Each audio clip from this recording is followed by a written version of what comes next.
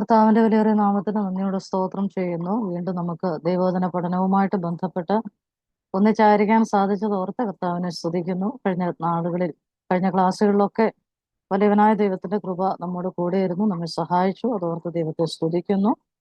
ഈ meeting lead ചെയ്യുന്ന പ്രിയ സഹോദരി സുനിജ, കൂടി വന്നിരിക്കുന്ന മറ്റെല്ലാവർക്കും, പ്രിയ ആന്റിമാർക്കും സഹോദരിമാർക്കും കൊച്ചു സഹോദരിമാർക്കും എല്ലാവർക്കും കർത്താവ് രക്ഷിതാവുമായ യേശുക്രിസ്തുവിന്റെ നാമത്തിൽ എന്റെ സന്ധ്യാവന്ദനങ്ങൾ അറിയിക്കുന്നു. എല്ലാവരും വളരെ ഹാപ്പി ആണല്ലോ അല്ലേ? അതെ അതെ ആണ്. അതെ. സുവിശേഷീകരണത്തോടുള്ള ബന്ധത്തിൽ കുറേയധികം കാര്യങ്ങൾ നമുക്ക് മനസ്സിലാക്കാൻ കഴിഞ്ഞു. എന്നെ സംബന്ധിച്ച് എനിക്ക് വലിയൊരു അനുഗ്രഹമായി ഈ ക്ലാസ്സുകൾ. കാരണം ഈ ക്ലാസ്സുകളുടെ കൊണ്ട് ബന്ധത്തിൽ കുറേ കാര്യങ്ങൾ പഠിക്കാനും മനസ്സിലാക്കാനും പല വ്യത്യസ്തമായ പല ചിന്താഗതികളൊക്കെ മനസ്സിലാക്കാനായിട്ടൊക്കെ എനിക്ക് സാധിച്ചു. പക്ഷെ ഇവിടെ നമുക്കത് എല്ലാം മറ്റും അപ്ലൈ ചെയ്യേണ്ട ആവശ്യമില്ലാത്തത് കൊണ്ട് അത്തരം വിഷയങ്ങളിലേക്ക് നമ്മൾ പോയില്ല എന്നുള്ളത് മാത്രമേ ഉള്ളൂ. എങ്കിലും കുറേയധികം കാര്യങ്ങൾ മനസ്സിലാക്കാനായിട്ട് എനിക്ക് സാധിച്ചു. അതുകൊണ്ട് ഈ ക്ലാസ് ഒരുപക്ഷെ ഏറ്റവും കൂടുതൽ പ്രയോജനപ്പെട്ടത് എനിക്ക് തന്നെ ആയിരിക്കും. എന്തായാലും ദൈവം നമ്മെ സഹായിക്കട്ടെ. നിങ്ങളോട് എല്ലാവരോടും നിങ്ങളുടെ പ്രാർത്ഥനയ്ക്കും സഹകരണത്തിനും എല്ലാം പ്രത്യേകമായിട്ട് നന്ദി അറിയിക്കുന്നു. നമ്മൾ ഇന്ന് മുതൽ ചിന്തിക്കുന്നത്, കഴിഞ്ഞ ക്ലാസ് മുതൽ സുവിശേഷീകരണം പ്രായോഗിക തലത്തിൽ എന്ന വിഷയത്തെക്കുറിച്ചാണ് നമ്മൾ സംസാരിച്ചു വന്നത്. അതിനുശേഷം നമ്മൾ ഫോളോ അപ്പ് അല്ലെങ്കിൽ അനുധാവനം ചെയ്യുക, ആ വിഷയവുമായിട്ട് ബന്ധപ്പെട്ട് അത് രണ്ടു തരത്തിൽ നമ്മൾ ചിന്തിച്ചു വന്ന്, ഒരു വ്യക്തി രക്ഷിക്കപ്പെട്ട് മുമ്പോട്ട് വന്നതിന് ശേഷം ആ വ്യക്തിയെ നമ്മൾ എന്തിനൊക്കെ വേണ്ടിയാണ് ഫോളോ അപ്പ് ചെയ്യേണ്ടത്, അത് പിന്നെ രക്ഷിക്കപ്പെട്ട് വരുന്ന പുതിയ വിശ്വാസികളുള്ള ബന്ധത്തിൽ മാത്രമല്ല, നിലവിൽ വിശ്വാസികളായിട്ടിരിക്കുന്ന എല്ലാവർക്കും പരസ്പരം ചെയ്യാൻ സാധിക്കുന്ന ഒരു കാര്യം കൂടെയാണ് ഇതെന്നുള്ളതും നമ്മൾ കഴിഞ്ഞ ക്ലാസ്സിൽ ചിന്തിച്ചായിരുന്നു. ഇന്നും അടുത്ത ആഴ്ചയിലുള്ള ക്ലാസ്സുകളിലൂടെ വിവിധ രീതിയിലുള്ള സുവിശേഷീകരണം എന്ന വിഷയത്തെക്കുറിച്ച് നമ്മൾക്ക് ചിന്തിക്കാനായിട്ട് സാധിക്കും. അതിനായിട്ട് ദൈവം നമ്മെ സഹായിക്കട്ടെ. വീഡിയോ ഓൺ ചെയ്ത് വെക്കാൻ സാധിക്കുന്ന അത്രയും പ്രിയപ്പെട്ടവർ ദയവായിട്ട്, നിർബന്ധമല്ല, ഒരാവശ്യമാണ്, കഴിയുന്നവർ വീഡിയോ ഓൺ ചെയ്തിരിക്കുക. സാധാരണ മീറ്റിംഗ് അല്ലല്ലോ, നമ്മൾ ഈ പഠിപ്പീരും കുട്ടികളും ഒക്കെ ആയിട്ടല്ലേ ഇരിക്കുന്നത്. അപ്പോൾ മുഖം കാണുന്നതാണ് ഒരു സന്തോഷം. അത് ദൈവാനെ ശുശ്രൂഷിക്കുമ്പം എപ്പോഴും അത് തന്നെയാണ് നമുക്കൊരു സന്തോഷം. പിന്നെ തന്നെയല്ല, വല്ലപ്പോഴും ഇങ്ങനെ സൂമിലൂടല്ലേ ഈ മുഖമൊക്കെ ഒന്ന് കാണുന്നത് അല്ലേ, നമ്മളൊക്കെ അന്യോന്യം ഒന്ന് കാണുന്നത്. അതല്ലാതെ കാണുന്നില്ലല്ലോ. കൊച്ചു സഹോദരിമാരൊക്കെ ഉണ്ട് വീഡിയോ ഇനി ഓൺ ചെയ്യാനായിട്ട്. ദൈവം നമ്മെ എല്ലാവരെ സഹായിക്കട്ടെ. അപ്പൊ നമുക്ക് വിവിധ രീതികളിൽ സുവിശേഷവൽക്കരണ പ്രവർത്തനങ്ങൾ ഏർപ്പെടാനായിട്ട് സാധിക്കും. അപ്പോസ്തല പ്രവൃത്തി നമ്മൾ പഠിച്ചാൽ ധാരാളം കാര്യങ്ങൾ നമുക്കത് മനസ്സിലാക്കാനായിട്ട് സാധിക്കും. ഒരുപക്ഷെ നിങ്ങളിൽ പലരും അപ്പോസ്തല പ്രവൃത്തി വായിച്ചു എന്ന് ഞാൻ വിചാരിക്കുകയാണ്. അത് പലവട്ടം ഒന്ന് വായിച്ചു നോക്കിയാൽ കൂടുതൽ കാര്യങ്ങൾ നമുക്കത് മനസ്സിലാക്കാനായിട്ട് സാധിക്കും. അപ്പോസ്തല പ്രവൃത്തി എന്ന് പറയുന്നത് ബൈബിളിലെ ചരിത്ര പുസ്തകമാണ്. ചരിത്രം പഠിക്കാൻ നമ്മൾ വിചാരിക്കുന്നത് അത്ര വലിയ പാടൊന്നുമില്ല. വായിക്കാനുള്ള ക്ഷമയോടെ വായിക്കാൻ നമുക്ക് സാധിക്കുമെങ്കിൽ തീർച്ചയായിട്ടും നമുക്ക് പഠിച്ചെടുക്കാൻ പറ്റുന്ന ഒരു മേഖലയാണ് ചരിത്രം. എൻ്റെ മെയിൻ വിഷയം ചരിത്രമായിരുന്നു, അതുകൊണ്ടുകൂടെ ഞാൻ ഈ പറയാം. അപ്പം നമുക്ക് ഒത്തിരി കാര്യങ്ങൾ അതിൽ നിന്ന് മനസ്സിലാക്കാനായിട്ട് സാധിക്കും. അത് നമ്മുടെ പ്രായോഗിക ക്രിസ്തീയ ജീവിതത്തിന് അങ്ങേയറ്റം പ്രയോജനകരമായിട്ട് തീരും. അപ്പൊ നമ്മുടെ അപ്പോസ്തല പ്രവൃത്തി നമ്മൾ പഠിക്കുമ്പോൾ ധാരാളം മെത്തേഡ്സ് നമുക്ക് അതിൽ നിന്ന് കണ്ടെത്താനും മനസ്സിലാക്കാനും ഒക്കെ സാധിക്കും. പക്ഷെ എന്നാൽ അതിൽ നിന്നും കുറച്ചുകൂടെ വ്യത്യസ്തമായിട്ട്, അല്ലെങ്കിൽ അതിനെ ബേസ് ചെയ്താണ് എന്നാൽ പോലും പ്രാക്ടിക്കലായിട്ട് പ്രായോഗിക തലത്തിൽ നമുക്ക് ചെയ്യാൻ പറ്റുന്ന സുവിശേഷവൽക്കരണ പ്രവർത്തനങ്ങൾ എന്തൊക്കെയാണ് എന്നുള്ളതിനെ കുറിച്ച് നമുക്ക് ചിന്തിക്കാം. നമുക്കറിയാം, സുവിശേഷീകരണം പ്രധാനമായിട്ടും രണ്ടു വിധത്തിലുണ്ട്. വ്യക്തിഗത സുവിശേഷീകരണം അല്ലെങ്കിൽ പേഴ്സണൽ ഇവാഞ്ചലിസം, അതുപോലെ മാസ് ഇവാഞ്ചലിസം. പേഴ്സണൽ ഇവാഞ്ചലിസത്തിന് നമ്മൾ വ്യക്തിഗത സുവിശേഷീകരണം, പച്ച മലയാളത്തിൽ പറഞ്ഞാൽ ആളാമൃതി സുവിശേഷീകരണം എന്ന് അതിന് നമ്മൾ പറയും. മാസ് ഇവാഞ്ചലിസം എന്ന് പറയുമ്പോൾ കറക്റ്റ് മലയാളം എനിക്ക് കിട്ടുന്നില്ല. എന്ന് പറഞ്ഞാൽ ഒരു സമൂഹമായിട്ട് നമ്മൾ ചെയ്യുന്ന പ്രവർത്തനങ്ങളാണ്, സുവിശേഷ പ്രവർത്തനങ്ങളെയാണ് മാസ് ഇവാഞ്ചലിസം എന്ന് പറയുന്നത്. ഈ അടുത്ത കാലത്ത് മാസ് പ്രെയർ, അതിനെ കുറിച്ചൊക്കെ വലിയ സ്റ്റഡികളൊക്കെ ഉണ്ടായിട്ടുണ്ട്. മാസ് പ്രെയർ എന്ന് പണ്ടേ ഉള്ളതാ, ഇപ്പോഴല്ല. ബൈബിളിന്റെ അല്ലേ പുരാതന കാലം മുതൽ ദൈവത്തിന്റെ വചനം നമ്മൾ പഠിക്കുമ്പോൾ എസ്രാ ശാസ്ത്രിയൊക്കെ ഉപവാസം പ്രസിദ്ധം ചെയ്തു. അവരെല്ലാം ഒരു മാസ് ഫാസ്റ്റിംഗ് പ്രെയർ ആയിട്ട് നമുക്കത് ചിന്തിക്കാം. അപ്പോൾ തന്നെ ഒറ്റയ്ക്കിരുന്ന് ഉപവസിച്ച ഒരു ദൈവജനത്തിലുണ്ട്. അപ്പൊ ഈ മാസ് എന്ന് പറയുന്നത് ഇന്നോ ഇന്നലെ ഉണ്ടായ വാക്കോ പ്രവൃത്തിയോ അല്ല, അത് തൊട്ട് മുതലേ ഉള്ളത്. അപ്പൊ ഈ രണ്ട് തരത്തിലാണ് സുവിശേഷവൽക്കരണ പ്രവർത്തനങ്ങൾ: പേഴ്സണൽ ഇവാഞ്ചലിസം, മാസ് ഇവാഞ്ചലിസം. ഇതെന്തൊക്കെയാണെന്നാണ് നമ്മളിനി ചിന്തിക്കാനായിട്ട് പോകുന്നത്.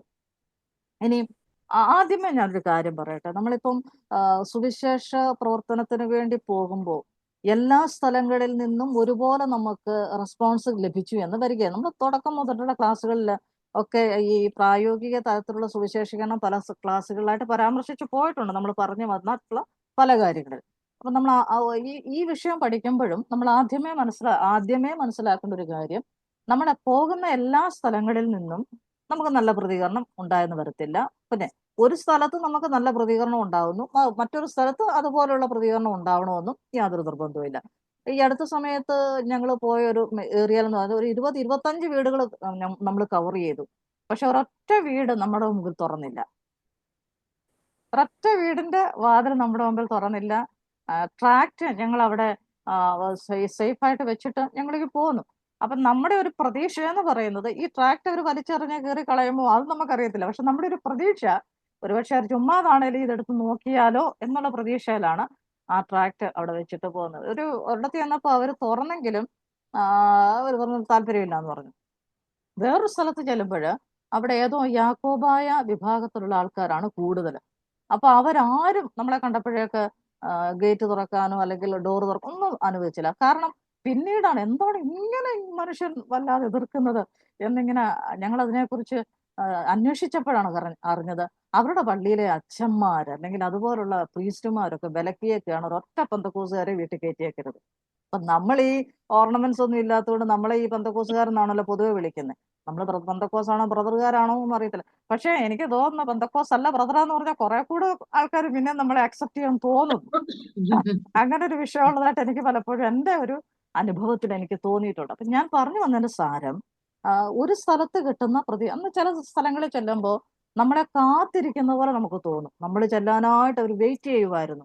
അത്രയ്ക്ക് നമ്മളോട് നല്ല സഹകരണം കാണിക്കുന്നവരുണ്ട്, നമ്മളെ കേൾക്കാൻ ശ്രദ്ധിക്കുന്നവരുണ്ട്, നമ്മളോട് ചോദ്യങ്ങൾ ചോദിച്ച് മനസ്സിലാക്കാൻ ശ്രമിക്കുന്നവരുണ്ട്. അപ്പൊ ഇത്തരം വ്യത്യാസങ്ങളൊക്കെ വളരെ വ്യക്തമായിട്ട് തിരിച്ചറിയാനായിട്ട് നമുക്ക് കഴിയണം. നമ്മൾ കഴിഞ്ഞ ക്ലാസ്സുകളൊക്കെ പറഞ്ഞ പോലെ എല്ലാ ശുശ്രൂഷയുടെയും പ്രാരംഭം എന്ന് പറയുന്നത് പ്രാർത്ഥനയാണ്. ആ പ്രാർത്ഥന ഒട്ടും കുറയ്ക്കാതെ നമ്മളത് കണ്ടിന്യൂ ചെയ്യുമെങ്കിൽ ഇത്തരം ചില തിരിച്ചറിവുകൾ കൂടെ നമുക്ക് ആ വിഷയത്തിൽ ഉണ്ടാകാനായിട്ട് സാധിക്കും. ഇനി ഒരു സ്ഥലത്ത് ചെന്ന് നമ്മൾ ഇറങ്ങുമ്പോൾ, നമ്മൾ കഴിഞ്ഞ ക്ലാസ്സിൽ പറഞ്ഞ പോലെ ഒരു വീട്ടിൽ നമ്മൾ ചെല്ലുമ്പോൾ അവിടുത്തെ ചില എംബ്ലം അങ്ങനെയൊക്കെയുള്ള കാര്യങ്ങളൊക്കെ കാണുമ്പോൾ നമുക്ക് ഏറെക്കുറെ മനസ്സിലാക്കാൻ പറ്റും ഇത് അങ്ങനെയുള്ള ഏത് ബിലീഫാണ് അവർ ഫോളോ ചെയ്യുന്നത് നമുക്ക് മനസ്സിലാക്കാനായിട്ട് സാധിക്കും. അതുപോലെ ഒരു സ്ഥലം നമ്മളൊരു ഗ്രാമപ്രദേശത്തിലേക്കാണ് ചെല്ലുന്നത്. നമ്മളെപ്പോഴും ജനവാസ മേഖല, ജനസാന്ദ്രത കൂടുതലുള്ള ഒരു സ്ഥലത്തേക്ക് പോകാനാണ് എപ്പോഴും സുവിശേഷ വേലക്കാർ സ്ഥലങ്ങൾ തിരഞ്ഞെടുക്കുന്നത്. അല്ലാതെ ഒരു വീട് കഴിഞ്ഞിട്ട് 1 കിലോമീറ്റർ കഴിഞ്ഞ അടുത്ത വീടെങ്കിൽ അല്ലെങ്കിൽ 10 കിലോമീറ്റർ കഴിഞ്ഞിട്ട് അടുത്ത വീടെങ്കിൽ കഴിവതും അത്തരം ഒരു മേഖല നമ്മൾ തിരഞ്ഞെടുക്കാറില്ല. കാരണം എന്നാന്ന് ചോദിച്ചാൽ അത് തെറ്റാണെന്നല്ല, മറിച്ച് കൂടുതൽ വീടുകളുണ്ടെങ്കിൽ കൂടുതൽ വീടുകൾ നമുക്ക് കവർ ചെയ്യാം എന്നുള്ളത്. പക്ഷേല് ഈ 1 കിലോമീറ്ററോ 10 കിലോമീറ്ററോ കഴിഞ്ഞുള്ള വീടുകളും അവരും സുവിശേഷം വാസ്തവമായിട്ട് കേൾക്കേണ്ടവരാണ്. അപ്പൊ അതിന് അനുയോജ്യമായ സൗകര്യപ്രദമായ സമയങ്ങൾ നമ്മൾ തിരഞ്ഞെടുക്കേണ്ടതാണ്. അപ്പൊ ഞാൻ പറഞ്ഞു വരുന്നതിന്റെ സാരം എന്ന് പറയുന്നത്, ചില സ്ഥലങ്ങളിൽ നമ്മൾ സുവിശേഷ പ്രവർത്തനത്തിന് വേണ്ടി ചെന്നിറങ്ങുമ്പോൾ അവിടെ ആ ദേശം എങ്ങനെയുള്ളതാണെന്നും നമുക്ക് വ്യക്തമായിട്ട് മനസ്സിലാക്കാനായിട്ട് കഴിയും. ഉദാഹരണത്തിന് ഇപ്പൊ നമ്മൾ ഒരു സ്ഥലത്ത് ഒരു ഗ്രാമപ്രദേശത്ത് ചെന്നിറങ്ങുമ്പോൾ അവിടെ CPM-ന്റെ കൊടി കാണും, BJP-യുടെ RSS-ന്റെ കൊടി കാണും, പിന്നെ UDF-ന്റെ കൊടി കാണും. കുറഞ്ഞ പക്ഷം ഈ 3-ന്റെ എങ്കിലും കൊടി എല്ലാ സ്ഥലത്തും ഉണ്ടാവും. പക്ഷെ എങ്കിലും ഇവിടെ ഇതൊരു പാർട്ടി ഗ്രാമമാണോ അല്ലയോ എന്ന് നമുക്ക് കുറെ കൂടെ വ്യത്യസ്തമായിട്ടൊന്ന് മനസ്സിലാക്കാനായിട്ട് സാധിക്കും. കാരണം പാർട്ടി ഗ്രാമമാണെന്നുണ്ടെങ്കിൽ അതിന്റെ അതിപ്രസരമായിരിക്കും മുഴുവൻ ഉണ്ടാവുക. RSS-ന്റെ ആണെങ്കിൽ അതിന്റെ ഒരു അതിപ്രസരമായിരിക്കും കൂടുതൽ അവിടെ ഉണ്ടാവുക. ഇതൊക്കെ കണ്ട് നമുക്ക് മനസ്സിലാക്കാനായിട്ട് അതുപോലെ മിക്കവാറും സ്ഥലങ്ങളിൽ ക്ഷേത്രങ്ങളുണ്ടാവും, മോസ്ക് ഉണ്ടാവും, സാധാരണ പള്ളികൾ ഉണ്ടാവും. ഇതും എല്ലാം നമുക്ക് തിരിച്ചറിയാനായിട്ട് സാധിക്കും. അപ്പൊ അതിന് നമ്മൾ വലിയ പഠനത്തിന്റെ ഒന്നും ആവശ്യമില്ല. അല്പം സാമാന്യ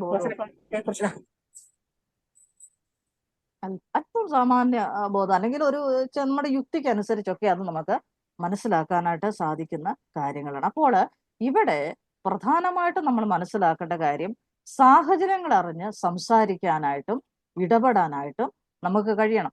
ഇപ്പം ഹൈന്ദവര സഹോദരങ്ങളുടെ ഭവനത്തിൽ ചെന്നിട്ട് നിങ്ങൾ ഏത് ചർച്ചിലാ പോകുന്നതെന്ന് ചോദിച്ചു കഴിഞ്ഞാൽ മനസ്സിലായില്ലേ?